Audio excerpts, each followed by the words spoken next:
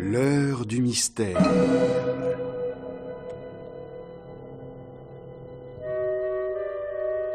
Dans cette série de Germaine Beaumont, nous vous présentons ce soir, réalisée par Georges Godebert, une pièce radiophonique de Miklos Konkoli, d'après une nouvelle de Robert Twohy.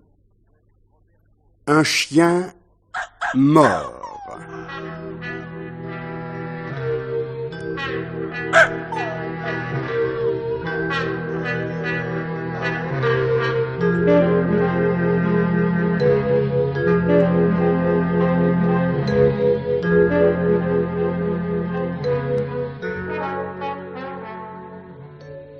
Et après? Continuez donc, monsieur le commissaire. Alors j'étais très nerveux. Mes mains tremblaient. Vous savez, Valbert, quand on voit sa victime se débattre devant soi et qu'on ne sait pas du tout quoi faire, eh bien on perd le souffle. C'est tout ce que je peux vous dire. Vous étiez seul avec lui? Oui. Enfin, c'est-à-dire, le vieux Nico est passé, mais il ne m'a pas vu. Quand il est parti, alors, je l'ai achevé. Vous vous y êtes pris comment, monsieur le commissaire? J'ai tiré le cordon, quoi.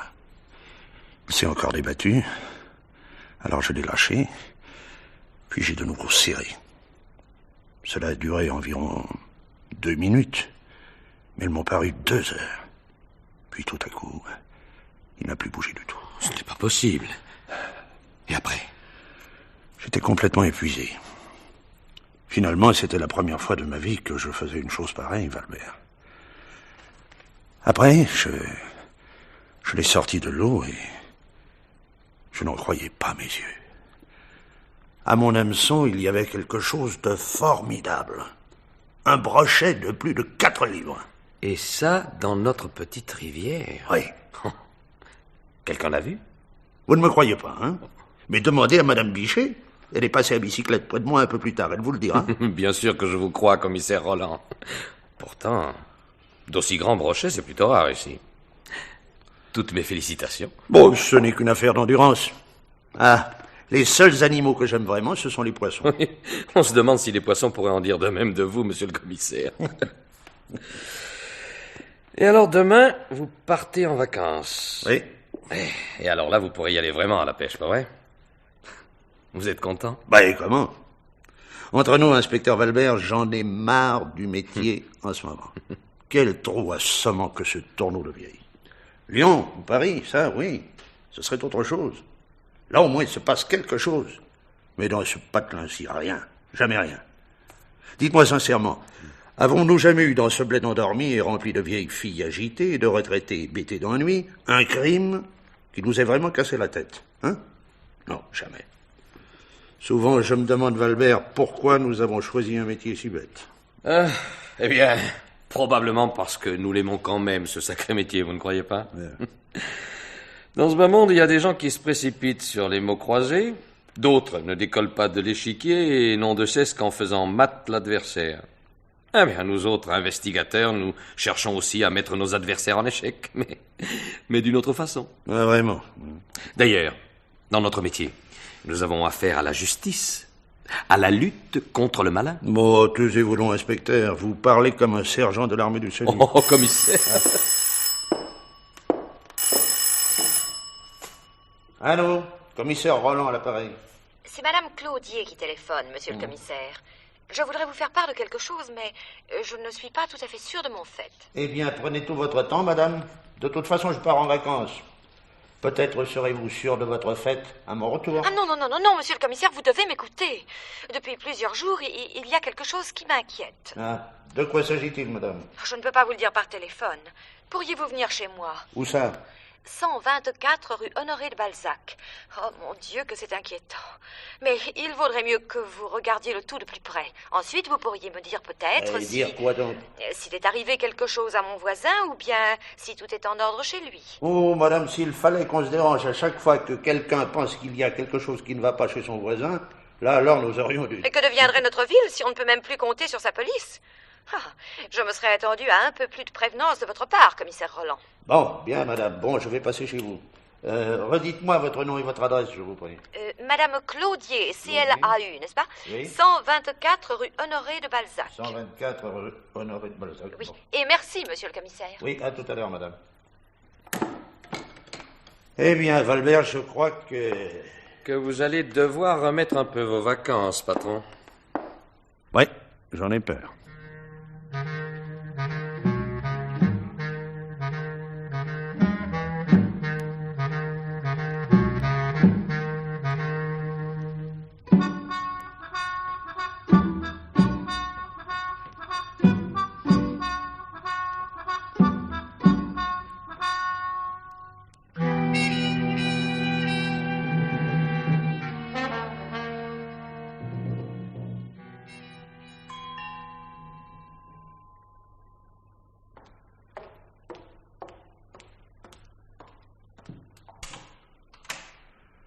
Commissaire Roland?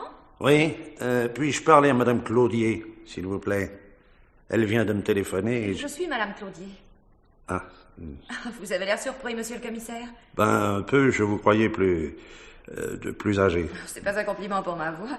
Vous aviez imaginé une vieille dame, je suppose? Eh bien, je ne me faisais pas une idée exacte de vous, madame Claudier. Mais en tout cas, je suis ravi d'avoir affaire à une aussi jolie femme. C'est bien gentil à vous. Entrez donc, monsieur le commissaire. Merci. Ah, c'est joli chez vous. C'est par là, le jardin? Oui. Ouh, attention, ne renversez pas mes poissons rouges. Oh, des poissons rouges, comme ils sont mignons. Vous aimez aussi les poissons rouges, commissaire? Passionnément, madame. Petit. Ne m'en veuillez pas de vous avoir prié de venir, c'est à cause de mon voisin. Oui, il y a, je le crains, quelque chose de pas clair du tout là-dedans. Et je vais vous paraître ridicule, mais je me tourmente depuis un certain temps avec ce problème. Oui, au fond, de quoi s'agit-il, madame? Peut-être n'ai-je pas le droit de mettre en route quelque chose qui, plus tard, paraîtra... Oui, mais enfin, après ce que j'ai vu la nuit dernière, n'est-ce pas, il fallait... Auriez-vous, madame, l'obligeance d'essayer de vous exprimer plus clairement? Oui, bien sûr, monsieur le commissaire. Enfin, cela vous ennuierait-il de monter avec moi dans ma chambre à coucher? Dans votre chambre à coucher? Oui. Pourquoi faire? Eh bien, vous pourriez voir de la fenêtre en haut ce que je veux vous montrer chez le voisin. Ah, bon. Passez, je vous en prie. Pardon, excusez-moi. Vous vivez toute seule, madame Claudier? Oui, je suis veuve. Oui, mon mari est mort il y a 5 ans. Oui. Eh bien, dites-moi, de quoi s'agit-il? De mes voisins, monsieur et madame Dorvet. Dorvet? Oui. Je crois avoir rencontré monsieur Dorvet déjà quelque part. Ce que j'aime dans une petite ville de province comme Tourneau-le-Vieil, c'est que tout le monde a déjà rencontré tout le monde au moins une fois quelque part. On est comme en famille, n'est-ce pas? Oui, dans un certain sens, oui. Dans une grande ville, c'est tout à fait différent. Là, on est seul, entouré d'indifférence, quelquefois même d'hostilité. Oui, bien sûr. Connaissez-vous aussi madame Dorvet, commissaire? Non, pas personnellement. Oui, je ne les connais ni l'un ni l'autre en personne, mais je les vois de temps à autre de la fenêtre de ma chambre à coucher. Et vous savez, monsieur le commissaire, je suis très discrète de nature, et par principe, je ne me mêle pas des affaires des autres. Je ne me serais jamais permis de supposer une chose pareille de votre part, madame. Mais c'est tout simplement que je peux plonger dans le jardin de monsieur et madame Dorvet de ma fenêtre. Et j'ai été surprise et choquée quand j'ai remarqué la première fois que monsieur Dorvet s'adonnait à la boisson. Récemment? Depuis combien de temps? Oh, depuis 15 jours environ. Je ne l'avais jamais vu boire auparavant. C'est pourquoi j'étais consternée, n'est-ce pas? Oui. Et puis... Est-ce qu'il boit tout seul, monsieur Dorvet? Oui. Et sa femme? Je ne l'ai pas vu depuis qu'il a commencé à boire. D'ailleurs, le chien non plus. Le chien? Quel chien? Voici ma chambre à coucher, monsieur le commissaire. Entrez, je vous en prie. Merci. D'ici, vous pouvez très bien voir le jardin où... Oui, excusez-moi, madame, mais vous venez de parler d'un chien. Oui, Madame Dorvet avait un petit chien blanc. Il n'était pas de race très pure, mais je le trouvais quand même très mignon. Il avait un collier tressé avec des boutons en cuivre. Ah, mes compliments, madame. Pour quelqu'un qui ne s'intéresse pas aux affaires d'autrui, vous observez très bien. Je sais que le chien de Madame Dorvet ne me concerne pas, mais il se trouve que j'aime beaucoup les animaux et il m'a intéressé, c'est tout. Bien sûr, je ne voulais pas vous offenser, madame.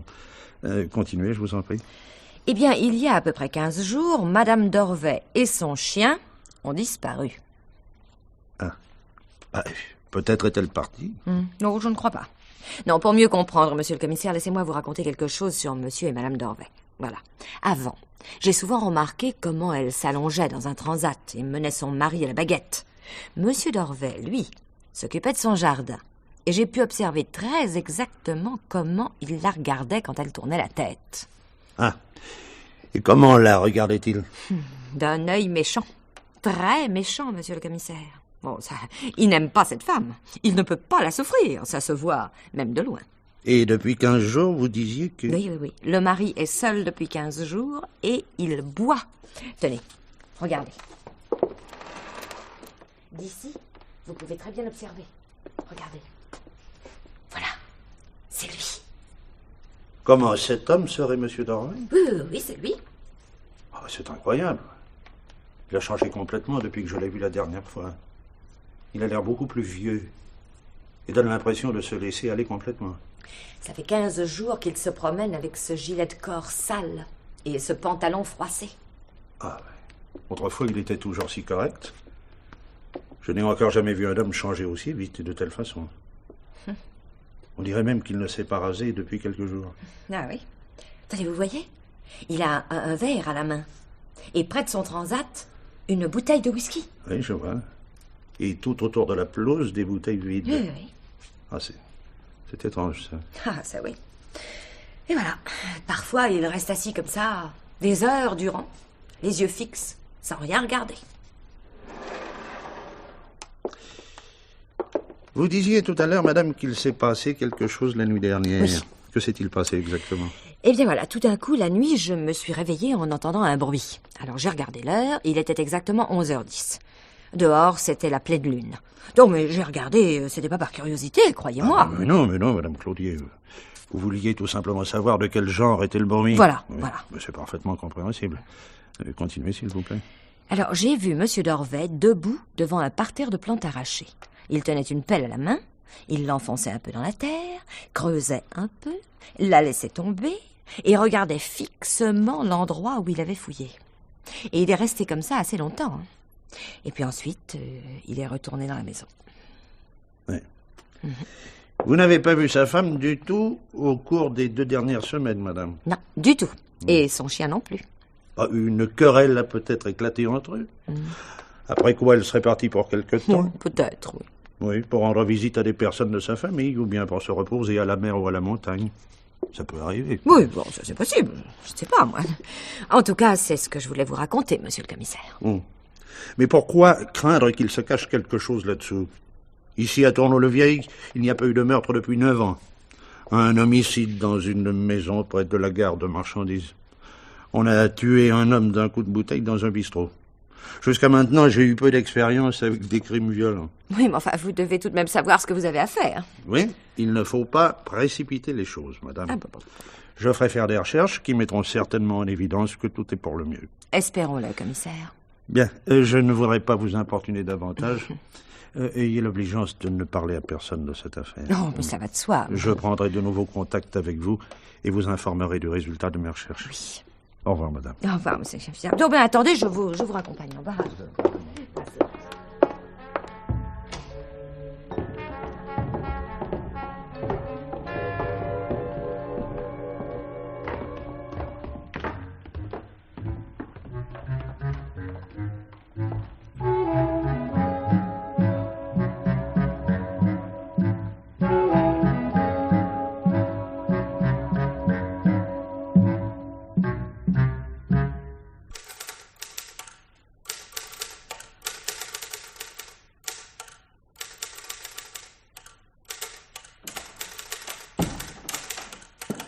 Eh bien, inspecteur Valbert, où en êtes-vous? Eh bien, premièrement, monsieur le commissaire, je suis allé à la caisse d'épargne, puis à la banque du commerce et chez le directeur de la compagnie d'assurance sur la vie. Avez-vous découvert quelque chose? Non, malheureusement, rien. Rien de ce qui pourrait nous aider. Tout le monde a confirmé que monsieur et madame Dorvet sont des gens honnêtes et financièrement indépendants. Alors, je peux partir tranquille en vacances? Non. Bon. Est-ce que vous avez découvert quelque chose sur le passé de monsieur Dorvet? Oui, il était auparavant propriétaire de quelques immeubles avec des studios à Marseille. Il les a vendus il y a 5 ans pour se retirer des affaires ici, à Tourneau-le-Vieil. Qu'est-ce qu'il y a comme assurance? Lui et sa femme ont contracté une assurance vie classique, mais la somme n'est pas de nature à éveiller les soupçons. Bon, eh bien, maintenant, il faut voir du côté des relations. J'ai déjà pris mes renseignements là-dessus, patron. Monsieur Dorvet semble être un homme tranquille et paisible, dépourvu de toute ambition, et il n'est membre d'aucune de nos associations locales. C'est bien, Valbert. Et sa femme? Elle appartient à divers clubs féminins. Voilà la liste, monsieur le commissaire. Ah, mais vous avez fait votre travail bien à fond. Voudriez-vous me supplanter? Oh non, monsieur le commissaire, non. Non, mais si je fais quelque chose, alors je le fais de mon mieux. Oui, c'est louable. Quand même, quel métier stupide que le nôtre, Valbert. Je voudrais retourner à mes poissons. Eh bien non, il faut que je fasse des recherches sur ce cabot idiot qui a disparu. Excusez-moi, mais je croyais que nous faisions des recherches à cause de madame Dorvet. Oui, elle a disparu avec. Ouais, si toutefois elle a disparu. Ce que nous ignorons encore. Oui. Dites-moi, selon votre liste, ici, madame Dorvet est membre de plusieurs cercles féminins. Le mieux, ce serait de demander à l'un de ces clubs ce qu'on y pense d'elle. On y est de toute façon bavard. Attendez.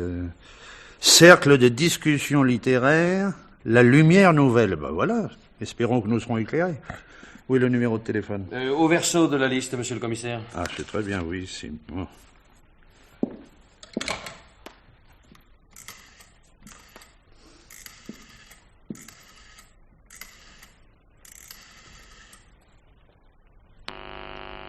Je suis curieux de savoir quelle sera la vieille personne desséchée qui nous répondra.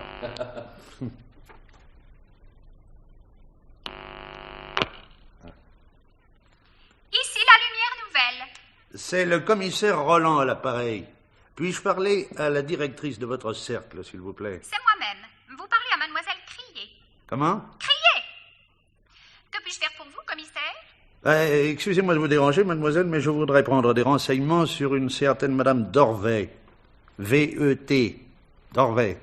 Elle est bien membre de votre cercle, n'est-ce pas? Oui, bien sûr, mais je ne comprends pas, monsieur le commissaire. Jusqu'à maintenant, nous n'avons jamais été importunés par la police. Il n'y a aucune raison de vous inquiéter, mademoiselle Crier. J'ai tout simplement quelques questions à vous poser et je vous serai très obligé d'y répondre. L'affaire exige bien entendu une discrétion absolue. Cette réflexion est tout à fait superflue, commissaire. Oui, bien sûr, excusez-moi. Enfin, je voudrais savoir si madame Dorvet était présente à vos dernières réunions. Non. Elle n'y a pas assisté depuis quand? Il y a 15 jours environ. Elle devait faire un compte-rendu sur un roman jeudi dernier, mais elle n'est pas venue. S'était-elle excusée auparavant? Eh bien non, justement pas. Et pour tout vous dire, monsieur le commissaire, cela n'est encore jamais arrivé à la lumière nouvelle. Et ensuite, avez-vous entrepris quelque chose pour vous renseigner, mademoiselle Crier? Cela va de soi. Vous pensez bien, commissaire, que je m'occupe de nos membres. J'ai essayé de la joindre aussitôt au téléphone. C'est son mari qui a répondu. Et qu'a-t-il dit? Qu'elle était tout simplement absente. A-t-il dit où elle était? Non, mais je ne lui ai pas demandé non plus, monsieur le commissaire. Mon éducation ne me permet pas de poser des questions indiscrètes. Oui, je comprends, mademoiselle. Hélas, chez moi, ce genre de questions fait partie du métier. Dites-moi, lors de cette communication téléphonique, avez-vous par hasard constaté un certain changement dans la voix de monsieur Dorvet? Comment l'aurais-je pu?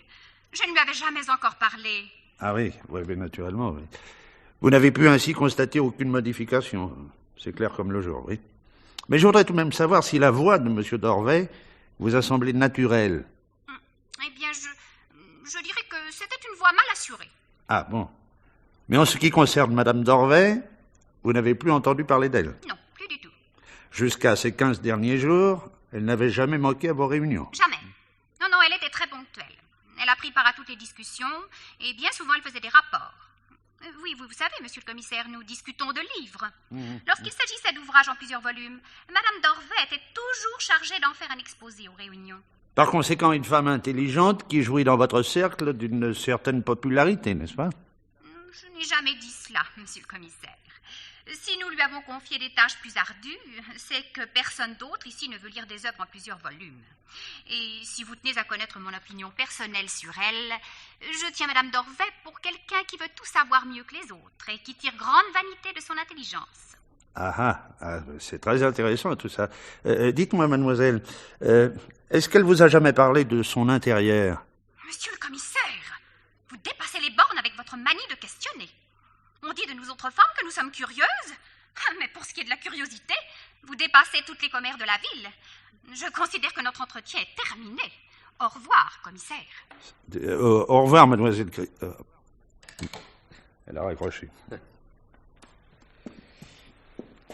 Vous avez entendu, inspecteur Valbert? Oui, j'aurais pu vous épargner la communication. Oui, comment? Sans vouloir vous supplanter, monsieur le commissaire, j'ai pris des renseignements sur Madame d'Orvey, moi aussi. Et qu'est-ce que vous avez pu découvrir? Allez. J'étais justement en train de le taper.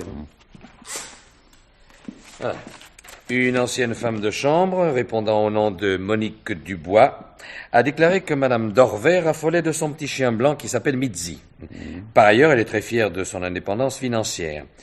Pour ce qui est de la propreté de sa maison, elle est d'une maniaquerie maladive. Une fois, elle serait même allée à gifler la dite femme de chambre parce qu'il y avait un peu de poussière sur une étagère où étaient placés des livres.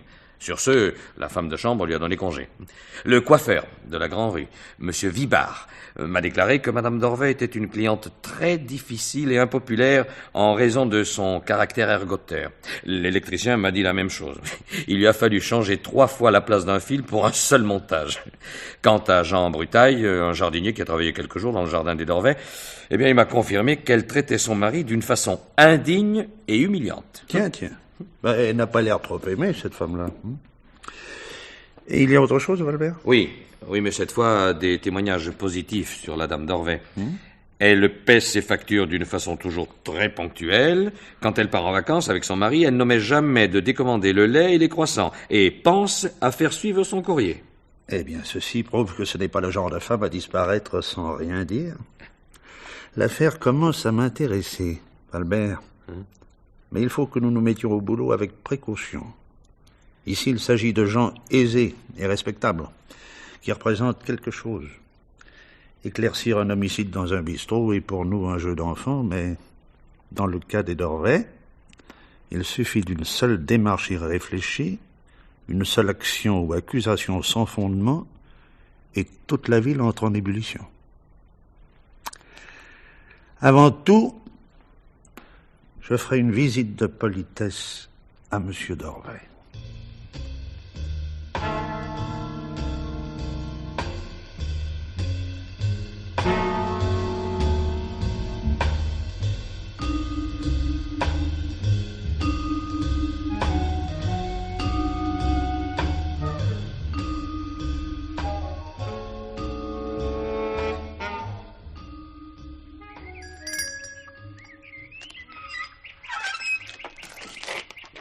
Bonjour, Monsieur d'Orvey. Je crois que nous nous sommes déjà rencontrés. Vous vous souvenez? Je suis le commissaire Roland. C'est possible? Que puis-je faire pour vous? Il s'agit d'un accident de la circulation sur lequel je suis chargé de faire une enquête. Madame d'Orvey est là? Ma femme? Oui, on présume qu'elle aurait été témoin de cet accident, car on y a vu une dame avec un petit chien blanc. D'après la description, il pourrait s'agir de votre femme. Entrez, je vous en prie. Merci. Alors, Madame d'Orvey est là? Non. Et quand sera-t-elle de retour? Elle est partie. Il y a 15 jours déjà. Ce qui veut dire qu'elle ne peut être témoin de l'accident. Non, c'est impossible. J'aimerais cependant l'interroger. Dites-moi, monsieur, où pourrais-je la joindre? Je l'ignore. Je sais pas où elle est en ce moment. Probablement dans un hôtel de Lyon. Elle m'a pas encore écrit. Comment elle ne vous a pas écrit depuis son départ? Même un petit mot pour vous dire qu'elle a fait bon voyage? Quoi? Non. J'ai pas encore reçu de ses nouvelles. Et cela fait déjà 2 semaines qu'elle est partie. Ouais, presque 2 semaines. Et son chien, elle l'a emmené avec elle? Le chien. Oui. Elle a amené le chien. C'est bien joli chez vous, monsieur Dorvet. Joli. Autrefois, oui, c'était joli. Mais maintenant, ce n'est qu'un pâle reflet de ce que c'était. D'ailleurs, je m'en fous. Mais, asseyez-vous. Je vous en prie, asseyez-vous donc. Oui, merci. Si je ne vous dérange pas. Pas du tout. Voilà une chaise. Merci bien. Vous buvez quelque chose? Oui, merci. Seulement un tout petit peu. Comment? Vous buvez du whisky pur de si bon matin, monsieur Dorvet? Par ce soleil, vous trouvez que c'est un rafraîchissement? Un rafraîchissement.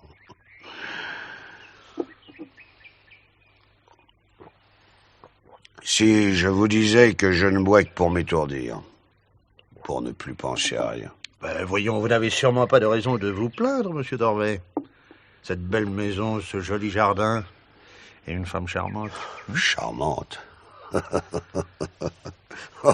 On pourrait discuter là-dessus des heures entières. Je sais ce que je dis. Oui. Il me semble que la solitude ne vous convienne guère. Il vaut mieux être seul que de devoir subir une répression et une humiliation continuelle. Tenez-vous cela pour dit, monsieur le commissaire. Ce n'est peut-être pas très drôle que ma femme soit absente, mais quand elle est là, c'est moins drôle encore, croyez-moi. Le mariage, ça vaut pas plus que la vie, d'ailleurs. Mais enfin, j'ai fini par trouver le moyen de supporter tout cela. Quelques bouteilles de whisky et la roue du moulin cesse de tourner dans ma tête. Dans l'ivresse, je sens la liberté, vous comprenez? Je suis libre, libre comme l'air. Oui. Je veux bien vous croire. Oui. Dites donc, monsieur Dorvet, il me semble que vous êtes un jardinier bien consciencieux. Moi, un jardinier? Pourquoi? Eh bien, là, il y a une pelle, et puis, plus loin, une... ça ne veut rien dire. Vous savez ce que ça signifie? Je viens de lire une histoire. Il s'agissait d'un prince chinois qui avait enterré son singe favori et après, sur le tombeau, une fleur magnifique a poussé. J'essaie, moi, de faire une expérience semblable pour voir ce qu'il en sortira. Pourquoi vous aviez aussi un singe favori? Non. Et si j'en avais un, il serait idiot de l'ensevelir. N'est-ce pas? On n'enterre pas son animal préféré. Non, bien sûr. Mais maintenant, il faut que je m'en aille. C'est le devoir, vous savez. Mais non, mais restez encore un peu, monsieur le commissaire. Cette histoire de singe, c'était qu'une plaisanterie. Je vous assure qu'avec moi, on peut parler raisonnablement. Non, il faut vraiment que je m'en aille, monsieur Dorvet, parce que... Non, il faut... Non, une affaire urgente m'attend. Voilà mon numéro de téléphone. Si votre femme vous écrit, faites-le moi savoir, s'il vous plaît. C'est très important pour nous. Très bien, monsieur le commissaire. Je vous promets de vous rappeler si elle m'appelle.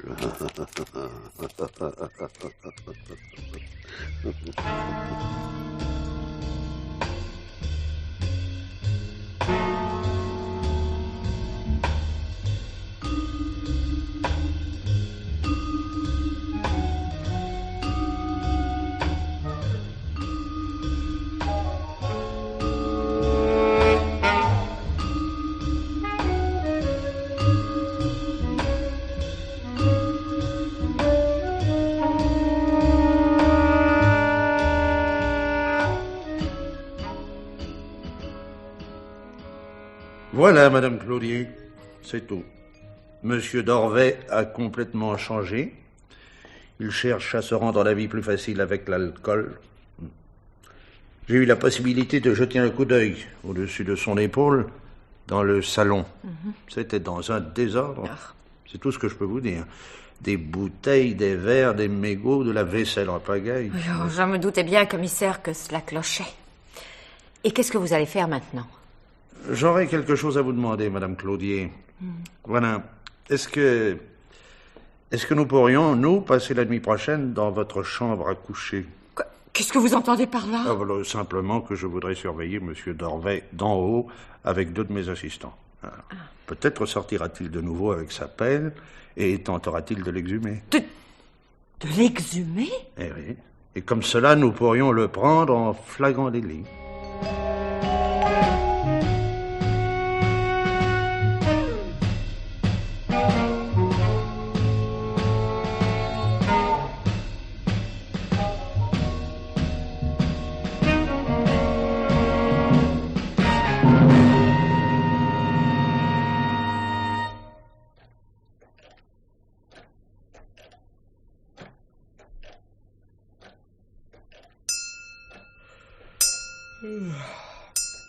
Le clair de lune me donne toujours envie de dormir. Moi, je préfère être assis sur une terrasse au bord de la mer, n'importe où, avec ma petite amie pour écouter de la musique. Là, je serais moins fatigué. Moi, j'aime le clair de lune sur les cartes postales en couleur, mais pas quand je suis en train de faire une enquête. Ouais. Est-ce que quelques mouvements s'annoncent, patron? Non, pas encore. Il faut patienter jusqu'à ce que le renard sorte de sa tanière. Ouais, et s'il n'en sort pas? Rassurez-vous, Charin, il sortira. Il doit y avoir quelque chose dans cette plate-bande, là où il fouille la nuit. Ouais. Et si Madame Claudier avait inventé tout ça pour se rendre intéressante? Ça, je ne crois pas, Valbert.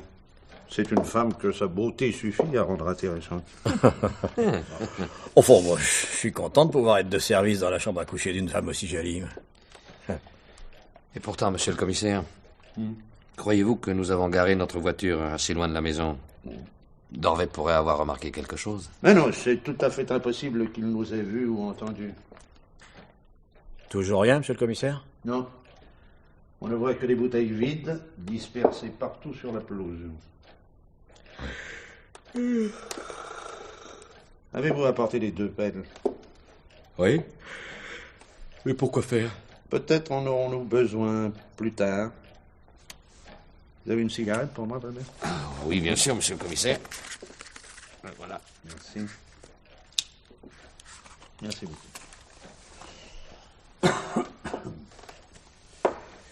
Je ne veux pas prétendre que Dorvet ait commis un crime, mais quoi qu'il en soit, nous ne pouvons venir à bout de cette affaire qu'avec de la patience.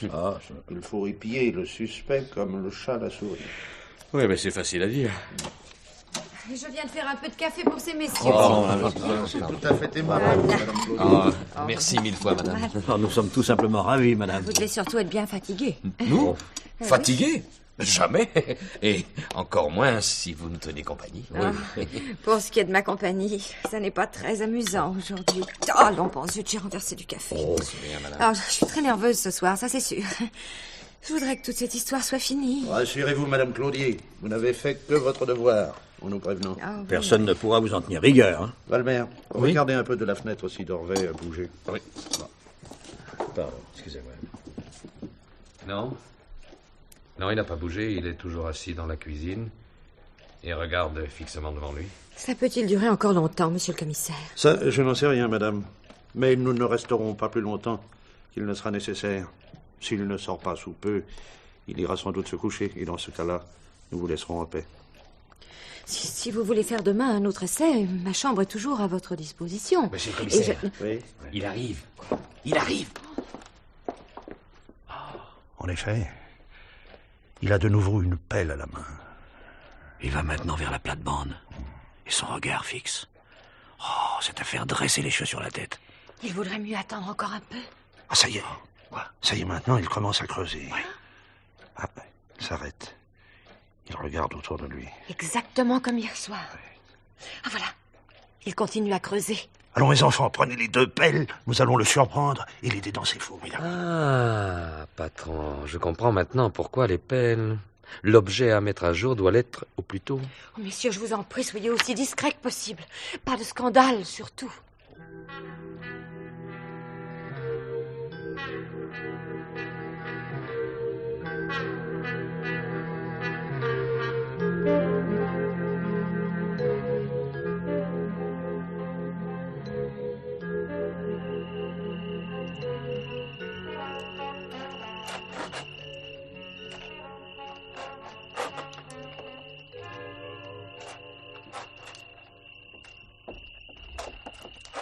Bonsoir, monsieur Dorvet.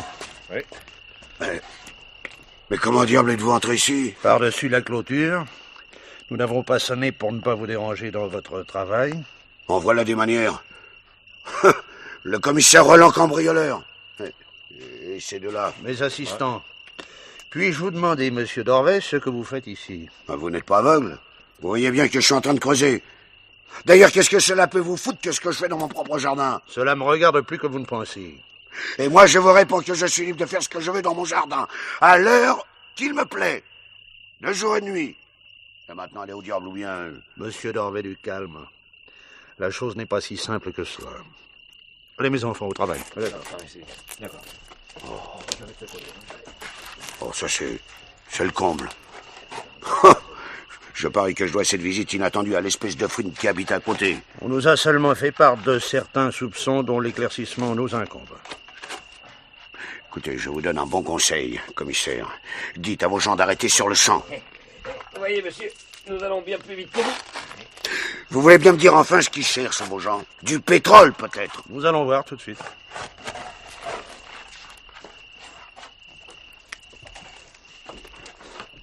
Ça y est, patron. C'est un chien. Un chien mort. Ah, voyez-vous, monsieur Dorvet, ça valait la peine nos travaux de jardinage nocturne. Mettez-le là.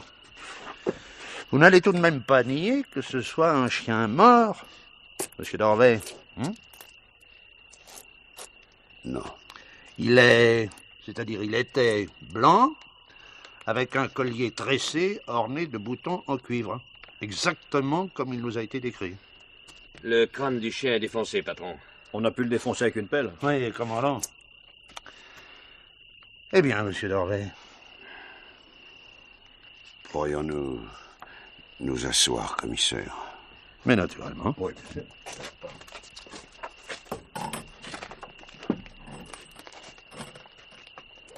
C'est moi qui ai tué ce chien parce qu'il appartenait à ma femme. Un crime passionnel. Je n'en voulais pas à cette pauvre bête. Mais j'étais acharné contre ma femme et c'était son chien à elle, comprenez-vous? Je voulais lui faire du mal en le tuant. Uniquement le chien? Mais que voulez-vous dire par là? Oh. Mais c'est pas possible, le grand Dieu. Vous la recherchez, elle aussi? Nous la cherchons encore. Valbert, Charin, Oui. continuez à creuser. D'accord.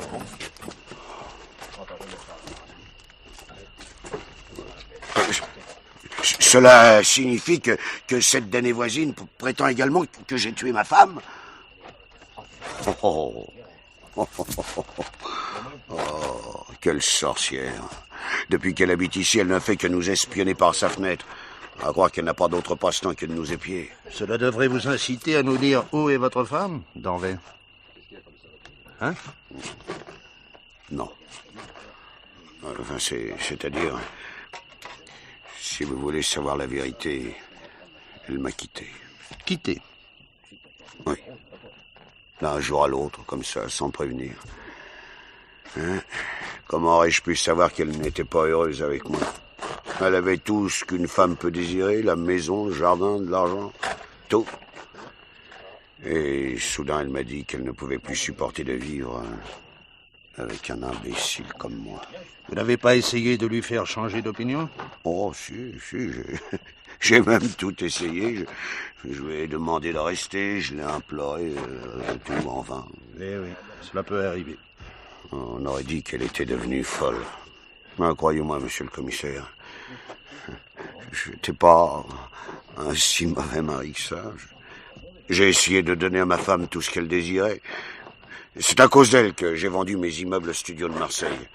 Elle voulait se retirer dans une petite ville pour vivre tranquillement. Les femmes disent souvent le contraire de ce qu'elles pensent. Ouais, mais elle est partie quand même, monsieur le commissaire. Elle a emporté avec elle tout ce qu'elle avait, bijoux, robes, et même l'argent qui était dans mon bureau. Il s'agissait de combien? Oh, environ 5 000 francs, peut-être 6 000. Enfin, c'est le moindre des choses. Ça lui appartenait aussi. Vous savez, l'argent n'a jamais joué un grand rôle pour nous. Il y en avait toujours dans le tiroir de mon bureau.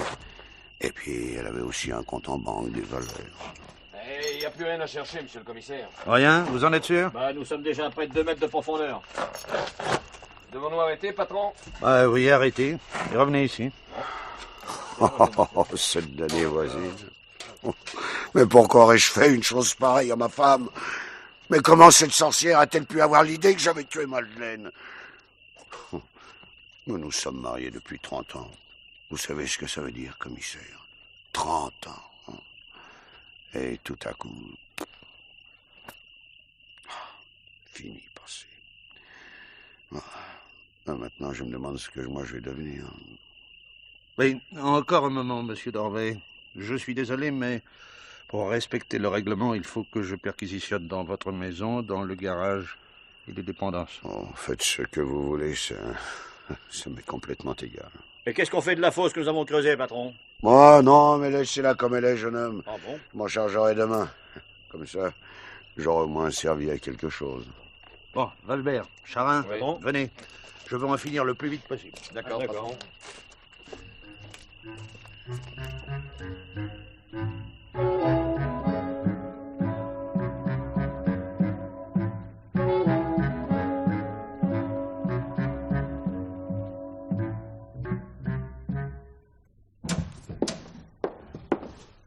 Par où faut-il commencer, patron? Valbert, Oui. vous irez au garage. D'accord. Charin, vous vous chargez de la salle de bain et de la chambre à coucher. Examinez toutes les armoires. D'accord, patron. Moi, je commence par cette chambre-ci.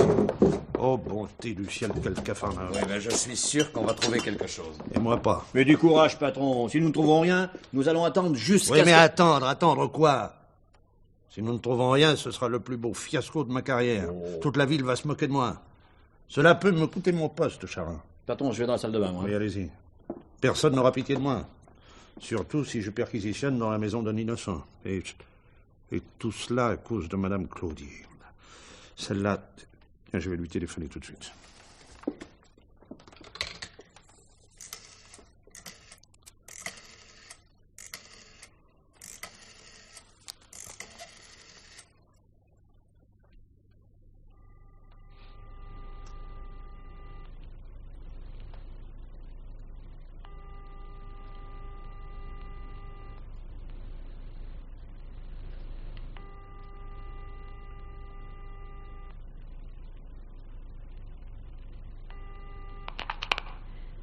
Allô, oui? Commissaire Roland à l'appareil. Enfin, monsieur le commissaire. J'ai vu de ma fenêtre vos assistants creuser. Avez-vous réussi à trouver quelque chose? Rien, absolument rien. La perquisition du domicile n'est pas encore achevée, mais il ne semble pas que nous soyons sur le point de trouver des pièces à conviction. Pourtant, je vous le souhaite, commissaire. Ensuite, il faudra que je vous parle encore une fois, Madame Claudier. Pourrais-je venir chez vous 1 minute seulement? Je vous attends, monsieur le commissaire. De toute façon, je ne pourrai pas dormir cette nuit. Bon, à tout à l'heure. Oui. Valbert, Oui, patron. quand nous aurons terminé ici, allez à la voiture et amenez-la devant la maison de Madame Claudier.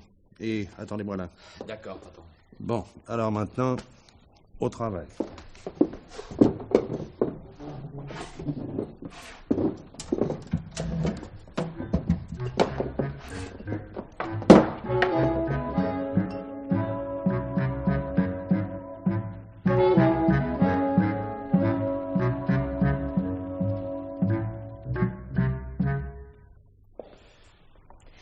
Vraiment, je ne comprends pas pourquoi vous êtes si furieux, commissaire. Mais vous savez bien ce que nous avons trouvé, madame. Bien sûr, le chien. Voilà, seulement un chien mort. J'aurais dû le savoir d'avance. Qu'entendez-vous par là? Que des choses semblables à celles que nous avons imaginées n'arrivent pas dans une ville pareille. Alors, vous croyez ce que Dorvet vous a raconté? Vous croyez que sa femme est tout simplement partie? Ben oui, je le crois. J'ai fouillé partout chez lui. La maison, le garage, tout.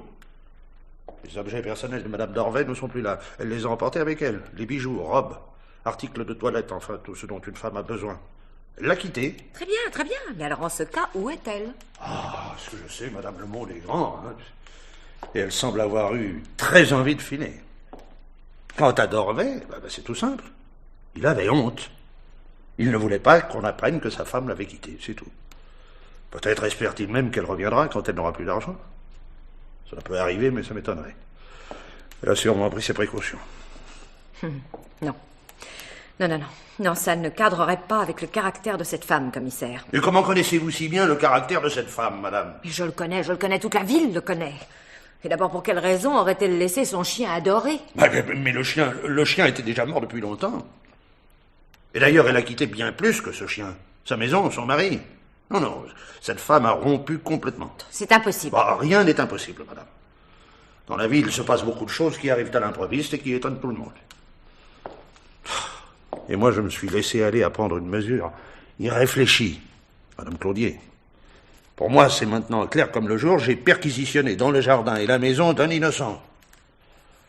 Je serais encore heureux s'il ne porte pas plainte contre moi. Mais il m'a promis qu'il n'en ferait rien. Nous n'avions fait que notre devoir, m'a-t-il dit. En réalité, nous avons fait foi à une dénonciation. Dites tout de suite que vous le regrettez, commissaire. Eh bien oui, madame, je le regrette. Lui s'est conduit correctement et honnêtement. Il comblera la fosse que nous lui avons creusée. Il m'a assuré qu'il ne s'occupera plus de l'affaire. Et moi non plus, madame, je ne m'en occuperai plus. Je la laisserai dormir, cette affaire de malheur.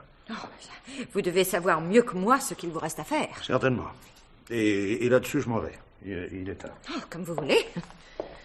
Monsieur le commissaire, et si vous vous trompiez quand même? Je vais vous dire une chose, madame. Ce qu'il me faut, ce sont des preuves solides. À ce moment-là seulement, je saurai ce qu'il faut faire. Je vous comprends. Bonne nuit, commissaire. Bonsoir, madame. Et si vous me permettez un conseil amical, dans l'avenir, passez un peu moins de temps à la fenêtre de votre chambre à coucher.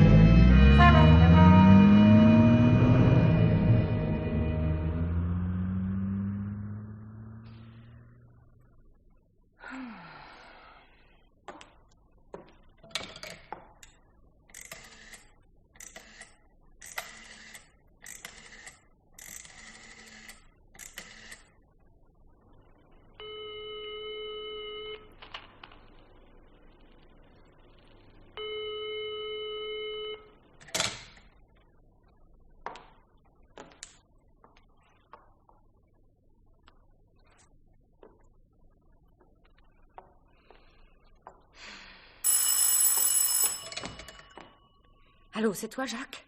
Oui. Qu'est-ce qu'il y a? Je te raconterai plus tard. Ils sont partis.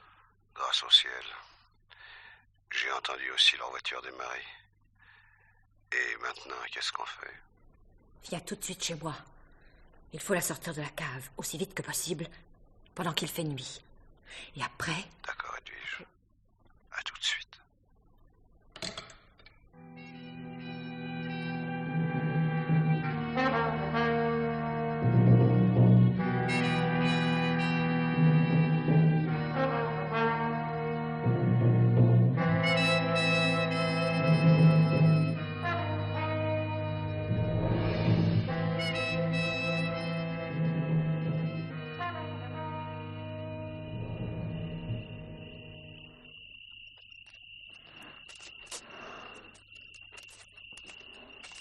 Attention, Jacques.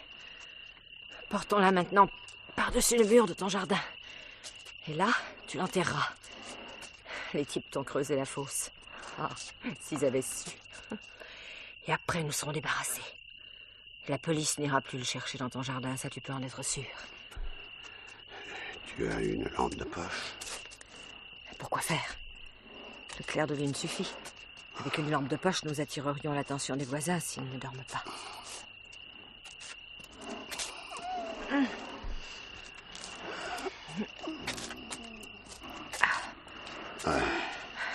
Heureusement que le mur n'est pas trop, qu'il y a ce banc pour nous aider. Oui, comme ça. Je passe de l'autre côté.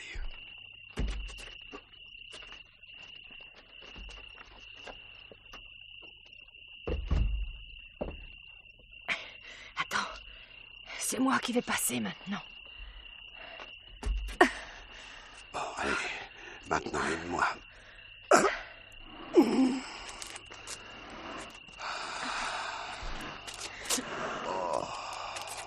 Oh, quel poids. Oh, regarde comme mes mains tremblent. Patience, Jacques. Ce sera vite fini.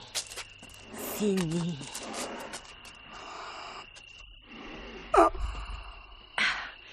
Voilà. Tu n'as plus qu'à l'enterrer.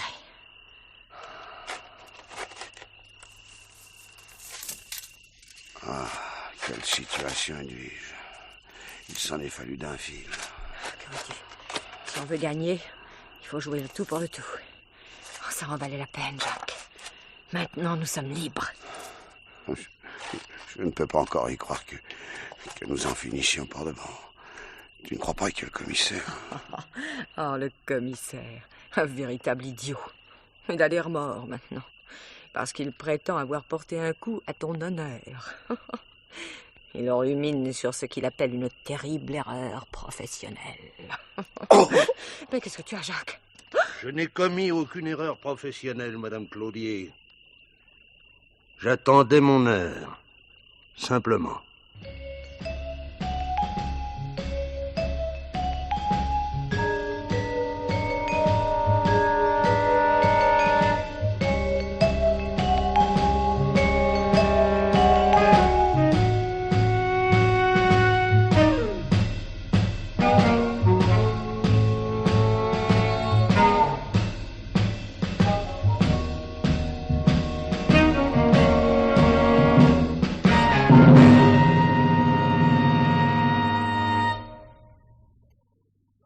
Dans la série L'heure du mystère de Germaine Beaumont, nous venons de vous présenter Un chien mort, une pièce radiophonique de Miklos Konkoli, d'après la nouvelle de l'écrivain américain Robert Torrey.